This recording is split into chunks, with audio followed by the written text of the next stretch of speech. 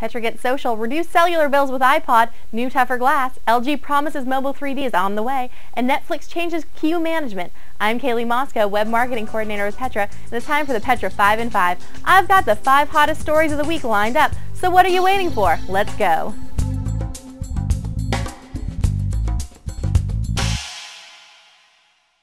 Petra's getting social, and we're inviting you to join us. Petra now has her own Facebook page, and it's a great way to keep up with all of the latest happenings at Petra and in the industry. Of course, you can find the Petra Minute, Petra 5 in 5, and Petra Pulse on the Facebook page each week, but that's just the beginning. We have links to our online application, photos, discussions, info on web specials, as well as industry-specific news that we find and want to share. Check it out at facebook.com/petra.industries.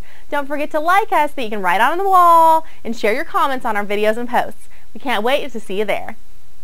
In an effort to reduce cellular bills, some consumers are getting creative with their iPod Touches, which are pretty much an iPhone anyway, sans earpiece and cellular chip. With costs being reduced to as low as $30 a month, who can blame this penny-pinching group? Now, while MacGyvering the iPod to work as an anywhere cell phone isn't super complicated, it's not necessarily something that the ordinary Joe might just sit down and figure out on their own. To begin with, you need the ability to place calls. The new iPod Touch offers FaceTime calling, sure, but a cell phone that does not make. So the user will need to utilize something like Skype or Google Voice for everyday calling. Now, to deal with the lack of earpiece. Well, iPod users can either make calls via speakerphone or utilizing a Bluetooth or wired headset. Done. Now, here comes what is, in my opinion, the tricky part. What about a network? Sure, when you're at home or at Starbucks, you can connect right to Wi-Fi, no problem. But what about when you're out and about? Which is kind of the whole reason you have a cell phone. Well, users can carry a credit card-sized device called a MiFi that can connect to a cellular network and translate that signal to Wi-Fi, allowing the user to get online wherever cell reception is available. Now, why would someone go through all this just to avoid a cellular bill? Now, it isn't free to do, but at $150 for MiFi plus $40 a month for unlimited usage, it's still a heck of a lot cheaper than a cell phone with a data plan. I did the math for myself, and I'd save around $1,100 over a standard 2-year contract period by switching to this method. That's right, $1,100. Now, of course, you won't have a phone number, text messaging, and your battery life is vastly reduced by the MiFi, but if you crunch the numbers and look into the right apps, it may be worth it. Asahi Glass of Japan has debuted a new glass for smartphones and tablets that is 6 times as tough as typical chemically treated soda-lime glass and should be better suited to the kind of abuse that portable devices are subjected to. Dubbed Dragon Trail, the new glass is scratch-proof, drops without breaking, bends without breaking under 60 kilograms of pressure, and resists the shocks of hammer strikes.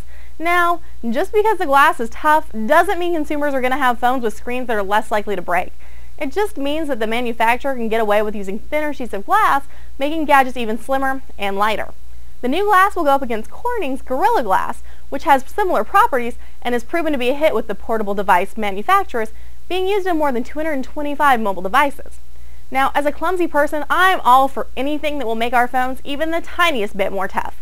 Now, if only they could develop a way to keep the phone safe when dropped in a glass of water, I'd be all set. LG is promising that they'll be making an announcement very soon about the future of the 3D mobile concept that they showed off at CES 2011 a few weeks ago.